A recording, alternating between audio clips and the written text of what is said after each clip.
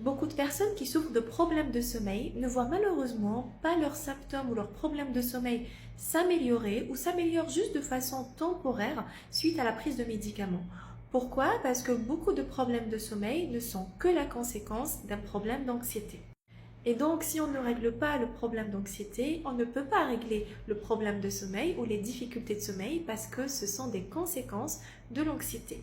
Et donc, comment cela se passe concrètement? Ce que les personnes disent, c'est qu'elles sont très fatiguées à la nuit, elles vont dormir et là, hop, impossible de dormir.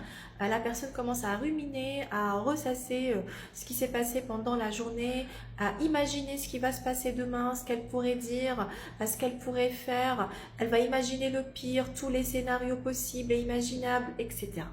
Et comme je l'ai dit à plusieurs reprises, l'erreur dans laquelle vont tomber la majorité des personnes, c'est de commencer à se raisonner, à dire que cela ne sert à rien, à essayer de dormir, à trouver le sommeil, à rester dans le lit, à se tourner dans le lit, etc. Mais cela ne fonctionne pas, ça va juste faire empirer les problèmes d'anxiété et les problèmes de sommeil.